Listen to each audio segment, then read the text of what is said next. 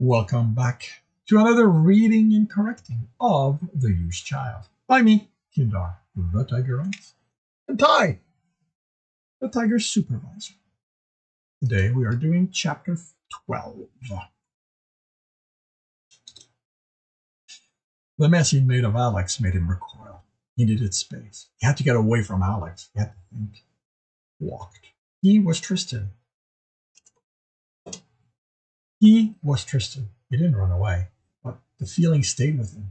He ran.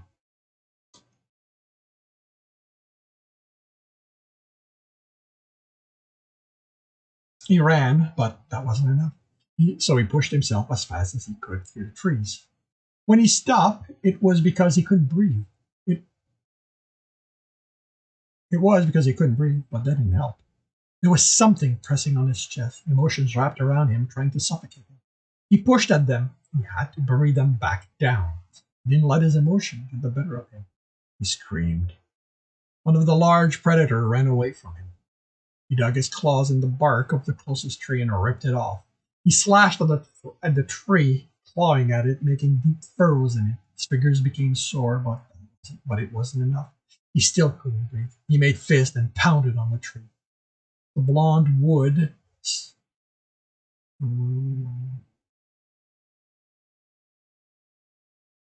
Blonde. Huh. So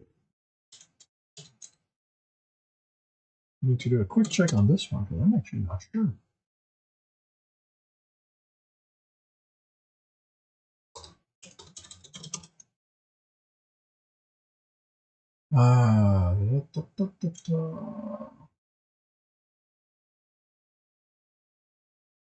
All right, it is with the E as far as I can confirm.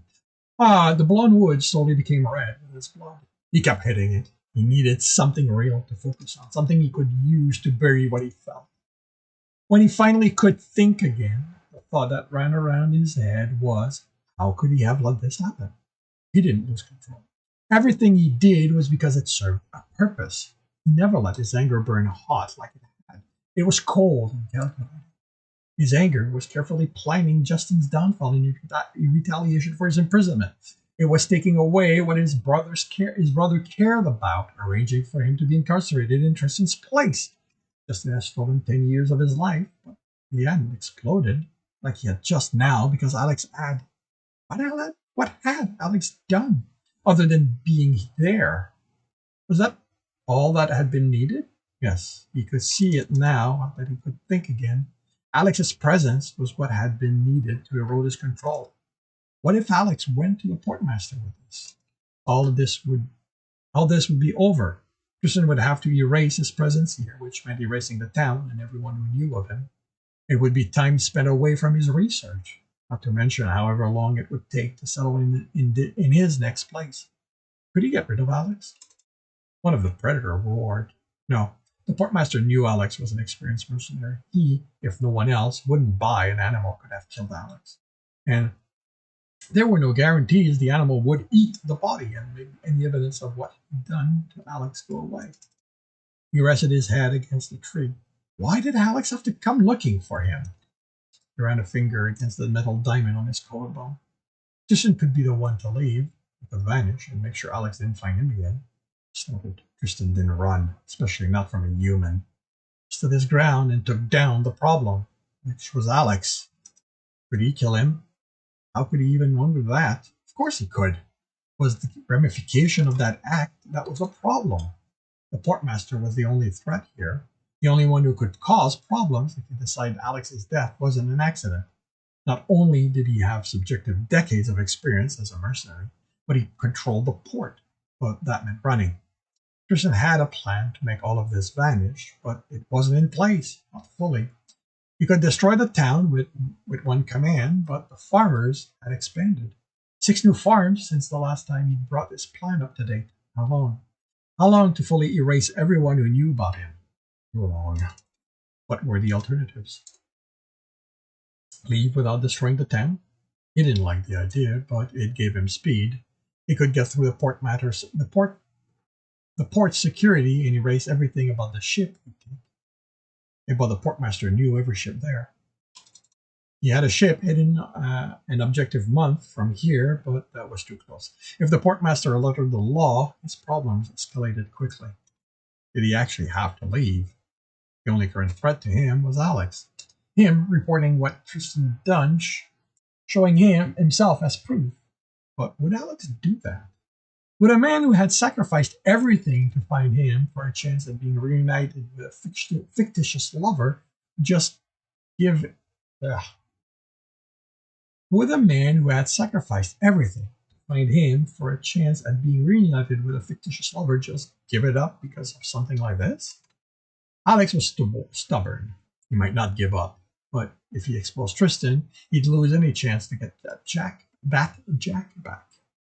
He could use that. He could put the mask back on. How close would it have to be for Alex to believe that he was Jack? He barely remembered how Jack had acted.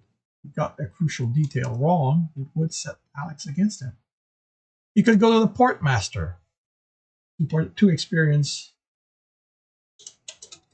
Alex could go to the portmaster. Two experienced mercenaries working together would cause a challenge. He looked up at the pale blue sky visible through the canopy. What did I ever do to you that you're so set on seeing me dead? The question was stupid. His master had explained it to him a long time ago. The universe wanted them all dead. It wanted to remove every living being, and it would use them against one another to accomplish that. The universe didn't answer his question, and he went back to thinking about his problem. He might be able to trust in Alex's need to get Jack back, but he had information he could hold over Tristan's head. All Alex had to do was document the damage he'd received, and at any moment he might threaten to make it public. Tristan would be right back to having to leave. He smiled. So, he needed to change what had happened. If the injuries Alex had received weren't due to an assault, they couldn't be used against him. He felt better now that he had a plan. And he noticed his emotions stayed in place. As a test, he imagined Alex, naked, sprawled on a cot, inviting him. His body didn't respond to the image. Whatever Alex had done to him, it was over. He'd regained control of himself. The idea he had lost control didn't sit well with him, but now he knew what had caused it. Alex wouldn't be able to use it against him again. The house looked the same as he approached. The door he'd barged out was still open. The lights were still on. He heard no sound, which would indicate Alex was moving about, maybe preparing to attack him. He entered, and the scent of blood led back to the kitchen where Alex still lay on the floor, unconscious. He was still breathing, so his plan was still valid. He watched Alex, his injuries as he considered what story he could tell. He tried to do that on his way back, but I found he couldn't remember what injuries he'd caused. It had happened so fast, rage had blinded him. He knew he'd broken bones, but what else had he done? He'd bruised Alex, bloodied him, a lot. He couldn't keep Alex here until he healed. The bold mender was on his ship, and even with heal walls and the bone growth accelerant. Why are you highlighting this? Okay. If Alex had any of those, it would be weeks before they would be sufficiently mended for him to walk and behave as if everything was fine. Someone would notice how their routine had changed and ask questions. How did he explain the injuries? What could he tell the medic that she would believe enough not to push? Broken bones could mean a fall, which would explain the bruises too. A fall could mean the escarpment. Normally, his running path took him there, which meant the tavern keepers would see them, but it was daytime. Odds were she was at a tavern. If not, they could have taken a different route, so she didn't see them. There was one injury to a fall couldn't explain, and if they were going to do that, Tex wouldn't want to advertise that. He had the story. Now, all he needed was to make sure Alex's body told one close enough the medic didn't feel the need to look too deeply. How did he need to dress Alex? Normally, they ran naked. It would be natural for them to be nude on his property, but humans could have an odd reaction to seeing nude people. Only the tavern owner and his wife knew about the running. He hadn't heard any comments about it from anyone else. He went to Alex's room and from the pack took shorts and a shirt, the ones he'd worn when Tristan had let him run dressed. He put on something similar, dropped the clothing next to Alex, and grabbed what he'd need from the cabinet before heading outside. He returned with a few large stone and dirt in a couple of bowls. Alex gasped and trashed as he woke up from Tristan moving him. He held Alex down with a hand and waited until the wildness in his left his eyes. Should he be caring? Would Alex respond better to something Jack-like? The human's eyes locked on his, and there was only anger there. Don't fight me, Tristan stated. Avoid moving. Alex nodded, the response of someone who knew that he couldn't win. Tristan dressed him, pleased with himself when the sight of Alex's exposed groin didn't elicit any reaction from his body before the short covered it. Alex winced and caught his breath as he bit back pain, but otherwise didn't react. Quickly enough, Alex was dressed. Tristan took one of the dirt-encrusted rock and held Alex still as he moved it close to his head. You had an accident, he said as he scraped the rock against Alex's forehead. He broke skin, but not bone. He took dirt from the bowl. We went to the escarpment to spend time together. Applied the dirt to Alex's face. We enjoy each other's company. Afterward, you moved closer to get a better view. You fell. That's how you were injured. Tristan took another stone and ran it over Alex's broken arm, making him scream in pain. Then, when that didn't rip the shirt, he finished the job with a claw and added more dirt. Holding another stone, he watched Alex and he brought it to his leg. Alex tensed, but didn't say anything.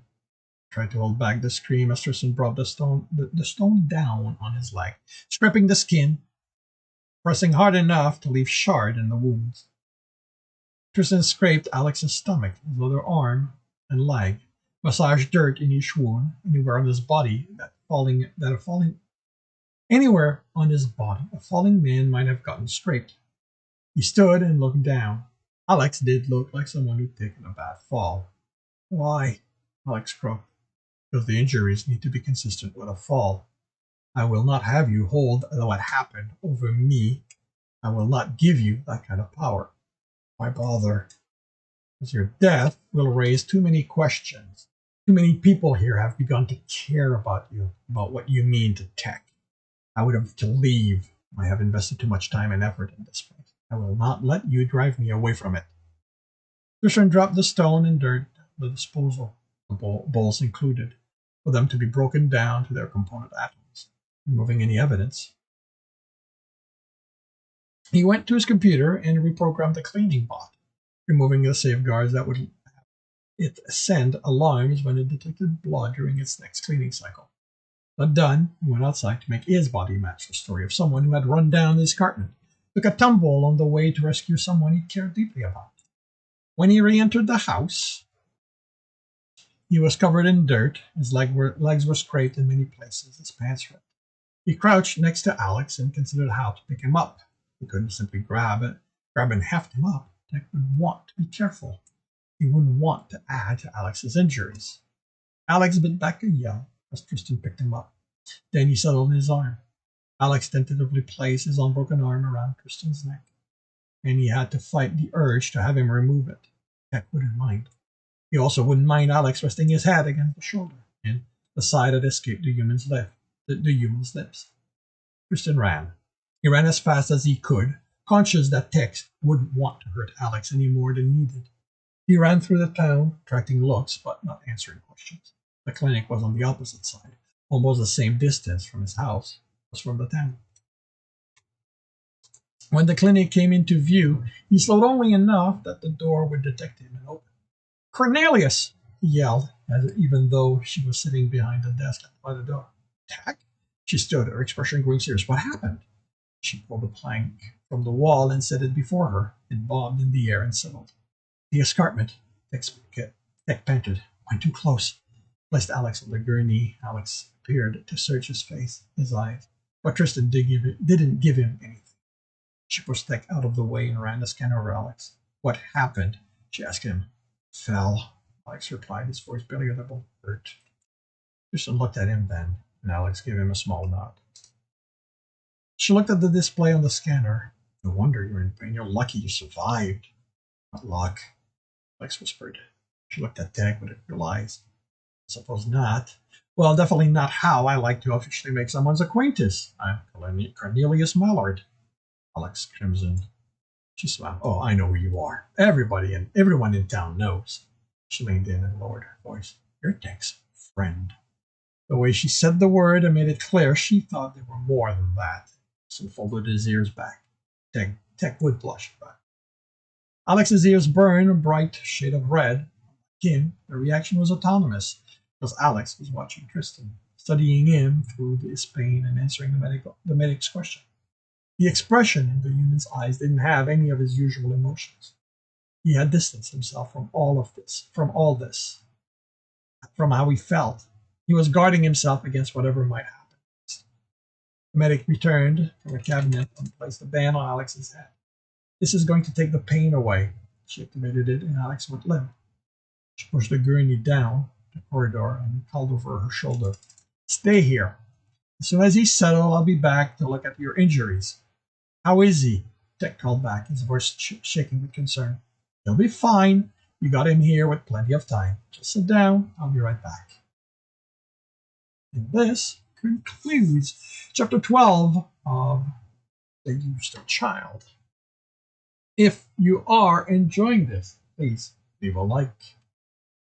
If you want to read, if you want to know when the next chapter is going to be up, subscribe and hit the bell. If you want to read the story as well as the other one in the series, the books are available on all major e-retailers.